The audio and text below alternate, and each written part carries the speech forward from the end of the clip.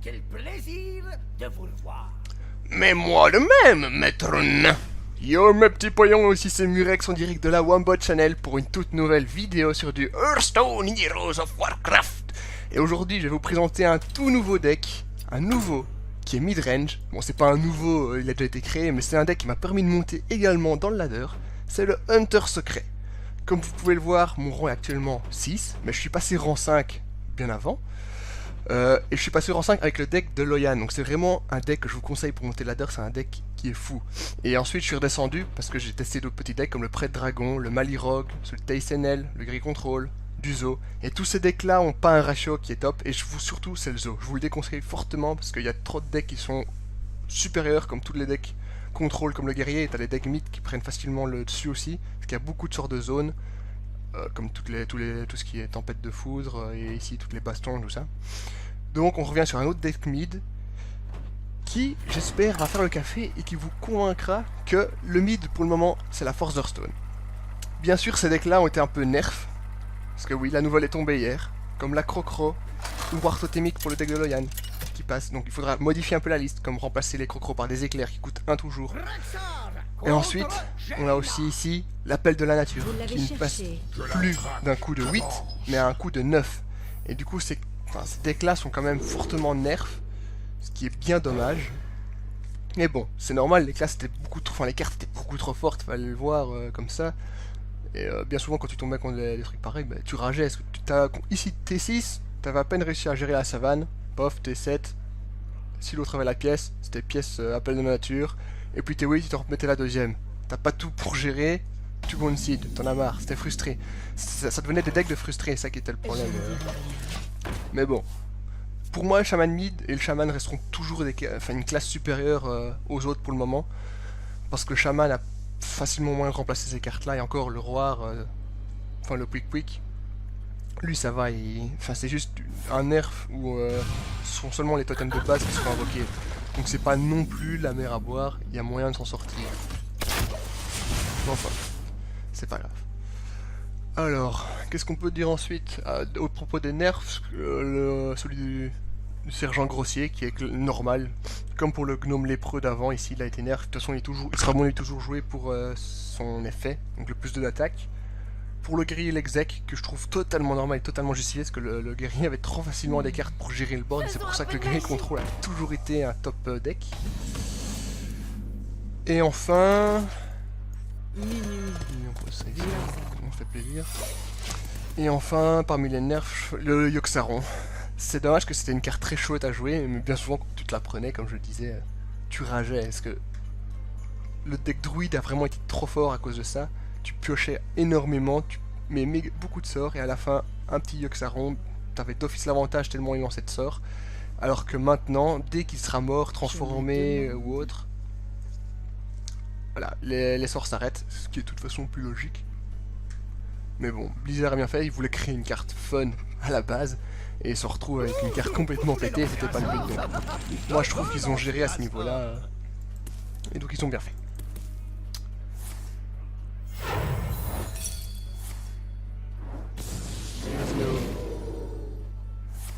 Une torchface? Non.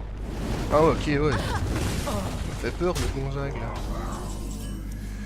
Voilà, l'appel de la nature. On en parlait justement. Écoute, moi j'avais gentiment traité ça. J'ai trouvé la mamie. On va lui mettre 2 petits dégâts, on va continuer. On va continuer le smoking. Alors, on va se concentrer maintenant un peu plus sur la game maintenant que le blabla est fait. Donc oui, depuis tantôt vous voyez la decklist qui est classique. On joue beaucoup de secrets pour pouvoir les poser gratuitement dès le début de partie. Si ça se fait, c'est GG. Généralement l'adversaire va un peu cafouiller et il va avoir du mal à gérer tout ça. Alors au niveau du match-up, ici on tombe contre un mage. C'est un match-up qui n'est pas forcément évident, mais il y a moyen de le gérer. C'est, je dirais, du 50-50. Bon, Vlad DS là... Vlad FDS. Ok, ça cette carte là est un peu plus ennuyante. Ok, donc ça c'est ce qu'on voulait. Précisément même. On va tout de suite aller la gérer pour pas qu'il puisse nous faire plus de mal par la suite en nous gelant à chaque fois alors qu'on a une arme. Alors le problème de ce chasseur-ci, c'est que honnêtement ses cartes, sa main se vide très vite, il a très vite tendance à jouer beaucoup de cartes et c'est le problème, c'est qu'il a facilement des moments où il s'essouffle et c'est pour ça que bien souvent on va aller chercher des temps, enfin l'appel de la nature quand on est T8, qu'on est content de l'avoir en main, sinon on pleure. Que faire? Que faire? Allez. Prends bien le temps de réfléchir, Vlad FDS là. En même temps, là, s'il se dit qu'il veut encore monter les jantes, ça va être un peu tard. En un jour, ça va être compliqué. Surtout qu'on est le 29 du mois, donc demain, le 30, à minuit, le ladder se réinitialise. Eh oh. Le temps me manque. Oh, s'il te plaît. Pas une déco. Pas en plein dudu. Ah, il est toujours là pourtant. Je l'ai vu, il a surpointé ma créature. Eh oh. Eh oh. Eh oh. Il est toujours là. Eh mec. Joue tes cartes, mec. Nous jouons contre... Ah ouais, lui, c'est le style de mec qui balance des boules de feu. Oh, pas de soucis, moi, frère. Pas de soucis, fais ce que tu veux. Pour traîner une 3-2, mais t'as eu peur de quoi? T'avais justement mis des... Il a mis des taunts. Il a mis les 0-2 taunts. Je sers le seigneur du feu. Vous aimez jouer avec Ah, ok, il joue une version spéciale, lui. Ok, je ne lâche pas. Ici, Misha, je chasse seul. je me doute. Je vais aller préférer poser mon arme pour le moment. De toute façon, il a qu'une carte, moi aussi, et sauf que la mienne serait d'office plus puissante que la sienne. Mais bon, je me demande.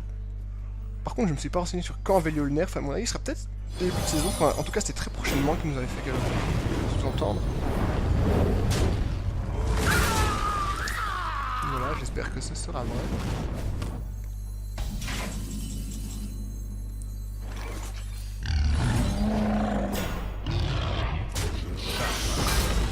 Je chasse. Je me doute, mec. Le Hunter, qui fait référence à notre célèbre série Let the Hunt Begin. Mais ouais.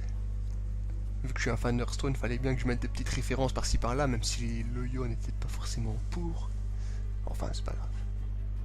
Ça s'est fait quand même. Yeah, victoire Murex.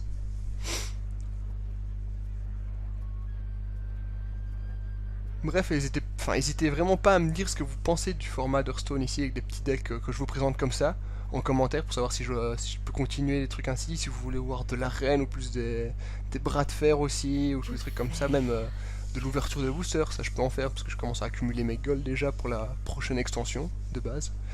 C'est le moment, il n'est jamais trop tard. Enfin, soit. N'hésitez pas à me dire quoi en commentaire, et même mettre un petit pouce bleu, ça nous fait tellement plaisir. Putain, le mec a quand même réfléchi à poser un Dracazur pour piocher pendant autant de temps. Ça fait aïe caramba. Alors, oh mon dieu, j'ai pas t'épargner. Petit bounce, petit secret. La crinière, la crinière, la crinière, la crinière, la crinière, la crinière. La savane, elle est trop forte et folle. Voilà pourquoi Barnes est tellement OP dans ce deck-ci. Quand ça te ramène la crinière, t'es juste là. Alléluia. Allez. Allez, petit Val FDS. Vlad, pas Val. Je me demande... Si tu te réconcilies, et moi aussi, mais moi j'aurai la réponse à ça. Clique sur oui. Pas de flame strike, pas de flame strike. Pas de flame strike. C'est bizarre. Ça va encore, même si c'est très chiant. Putain, j'ai vraiment cru que c'était un flame strike au début, j'étais là. No. Allez, please. Pendant ce temps-là, moi je ne draw pas de cartes. Putain, si je tombais sur le deuxième appel de la nature, je pourrais tellement faire le café et là il concede, enfin il ferait concede direct. Et là il va... Je pense qu'il va venir péter la 5-1. Ce qui serait logique. En soi. Mais bon, pendant ce temps-là, lui, il essaie de gérer mes créatures avec ses cartes. Et pendant ce temps-là, à chaque tour, moi je fais un petit 2 de dégâts supplémentaires. On se met bien.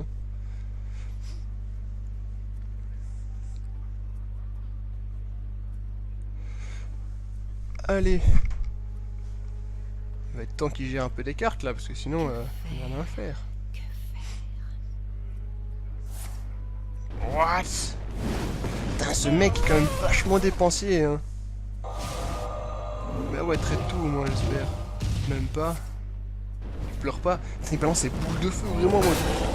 Ouais, no care. C'est comme si le mec, il avait full boule de feu, il était là, tagadagada. Il pèse avec les boules de feu, ici.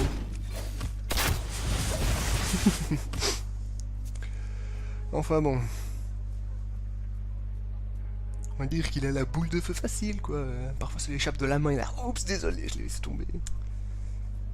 Toi, t'es en dessous. Aïe, désolé. Pas grave, hein, mec. Mode victime en PLS. Mais pourquoi tu réfléchis? T'as juste à ping la créature. Fais ça en premier, tu ping. Putain. Vlad. T'es lent. Oh.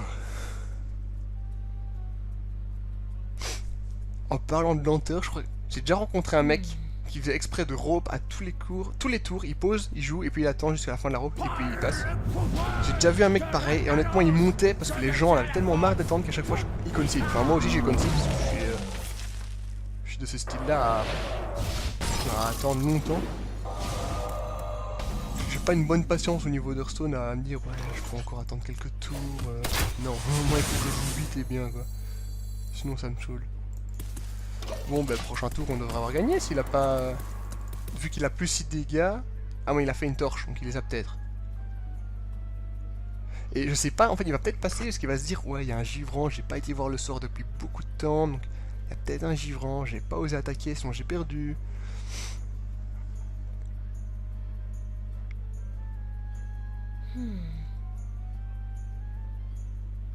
Allez, mec. Courage, tu peux le faire. Yes, you can do it.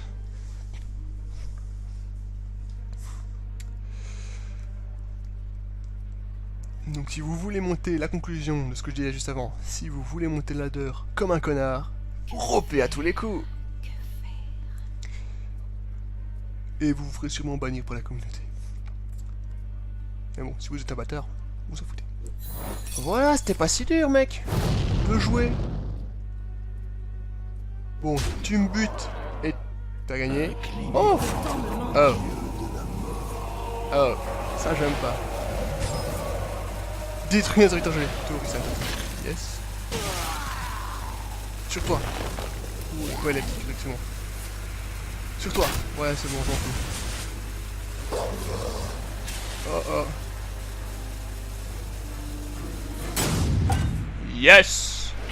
Et là, je peux le lancer un. Bien joué.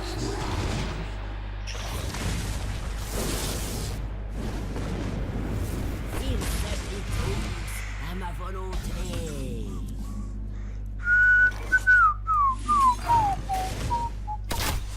C'est comme ça que ça se joue, Hunter Secret, ça fait le café. Et donc voilà, 1-0.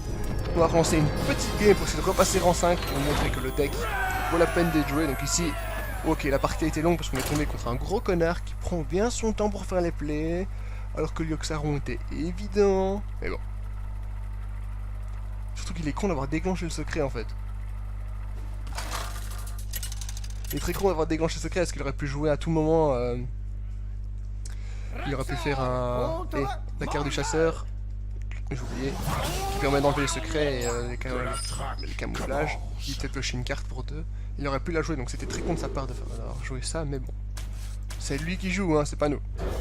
Donc nous, comme d'habitude, on va garder cette carte-ci. Oh, 2 fois ça fait mal. Pourquoi? Bah parce que c'est pété. Mais bon, on pourra la jouer pour le body ici, donc ça c'est quand même avantageux. Alors on tombe sûrement contre un chaman mid. Contre les chamans, pareil, je pense que c'est du 50-50. Ça dépend à celui qui aura le plus de chance dans la sortie. Enfin, ça dépend vraiment de la sortie des deux là. C'est pas celui qui prendra le boss, ça dépend de la sortie. Parce que des fois, tu vas rouler sur le chaman tellement tu auras des sorts, tu vas pouvoir tout lui envoyer dans la gueule, il va rien comprendre. Et d'autres fois, ça va être plus compliqué. Tous les jours, ça. Hop.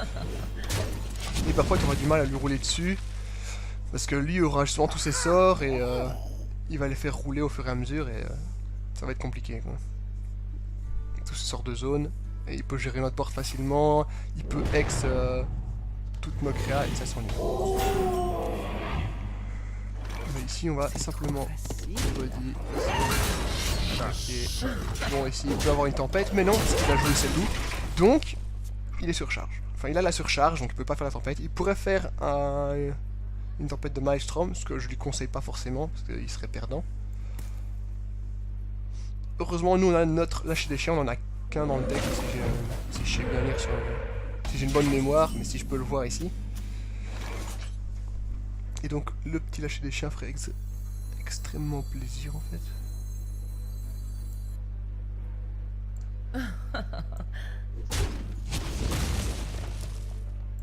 Je vais poser la deuxième. Vraiment juste pour le body. Parce que s'il me fait une zone ici, j'aurais un avantage comparé à lui. C'est qu'il me reste une 3-4 donc je perds pas forcément mon board. J'aurais préféré faire un mon hero power parce que il a de la valeur. Mais j'ai pas pu ici parce que voilà. Donc voilà pourquoi. C'est vraiment pour ça. Un petit snipe qui m'aurait fait plaisir de l'avoir avant.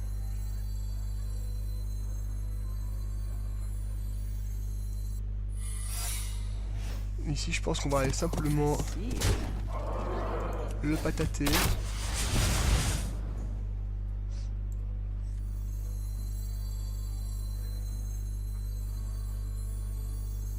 Et je pense que je vais mettre. J'ai déjà passé un petit réflexe dessus. Comme ça, s'il veut attaquer, il est dans la zouze.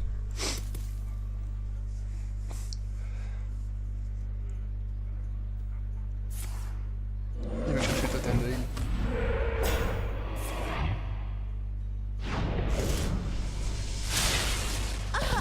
Il n'attaque pas. Ok, bon, c'est lui qui choisit.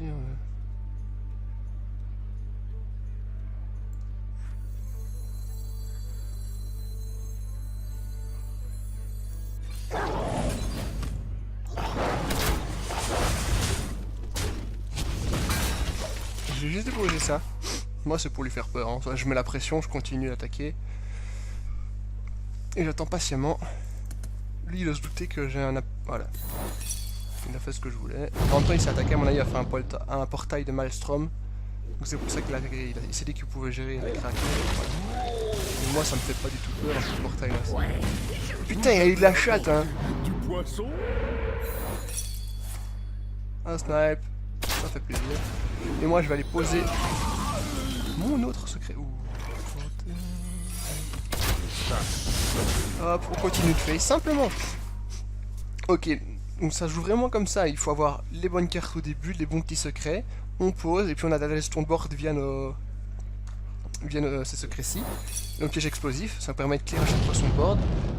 Ça continue de poser des petits dégâts, et nous avec notre arc, on va venir le patater à chaque fois. Ah, ok, ça c'est un peu plus ennuyant.